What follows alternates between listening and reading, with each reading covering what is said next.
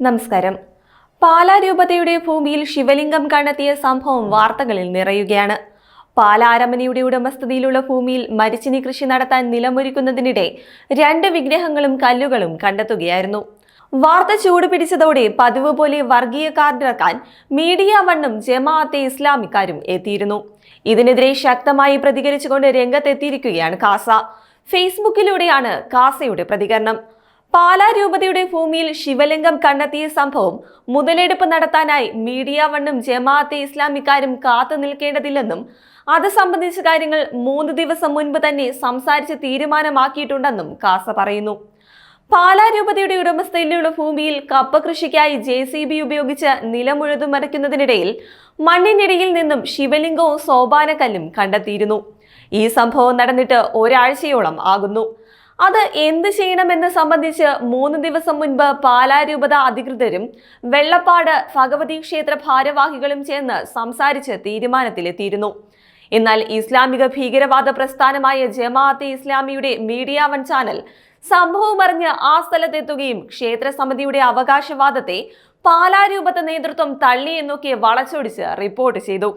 കുത്തിത്തിരിപ്പുണ്ടാക്കാനുള്ള ശ്രമത്തിന് തുടക്കമിടുകയും മറ്റ് മാധ്യമങ്ങൾ എന്തോ വലിയ സംഭവം പോലെ അത് ഏറ്റെടുക്കുകയും ചെയ്തിരിക്കുന്നുവെന്നാണ് കാസ പറയുന്നത്. നൂറ്റാണ്ടുകൾക്ക് മുമ്പ് കൂത്താപ്പാടി ഇല്ലം വക തണ്ടലത്ത് മഹാദേവ ക്ഷേത്രം എന്ന പേരിലുള്ള ഒരു ശിവക്ഷേത്രം ആ ഭൂമിയിൽ ഉണ്ടായിരുന്നതാണ്. ഇല്ലം ക്ഷയിച്ചതോടെ ക്ഷേത്രം തകർച്ചയിലേക്ക് പോവുകയും തുടർന്ന് അന്യാധീനപ്പെട്ടു പോയ ഭൂമി പല ഉടമകളാൽ കയ്യേറ്റം ചെയ്യപ്പെട്ട് ഇപ്പോൾ പാലാരൂപതയുടെ ഉടമസ്ഥതയിലാണ് ആ ഭൂമിയുള്ളത്.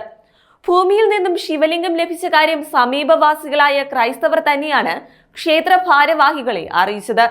തുടർന്ന് അവർ സ്ഥലത്തെത്തുകയും കേട്ടറിഞ്ഞ വിശ്വാസികൾ അവിടെ എത്തി ശിവലിംഗത്തെ വണങ്ങുകയും പൂജിക്കുകയും ചെയ്തു.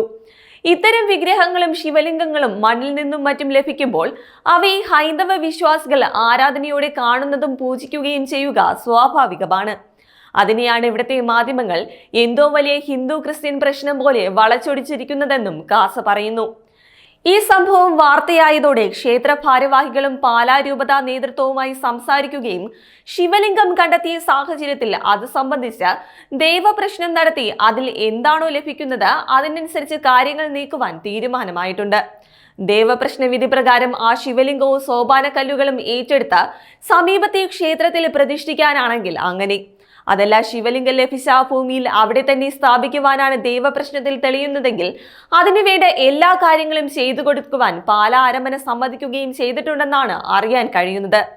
കൂടാതെ ഭൂമിയുടെ ഉടമസ്ഥാവകാശം സംബന്ധിച്ച് യാതൊരുവിധ തർക്കങ്ങളുമില്ലെന്ന് പാലാ അരമനയും ക്ഷേത്ര സമിതിയും പോലീസിനെയും റവന്യൂ അധികാരികളെയും അറിയിച്ചിട്ടുണ്ട്.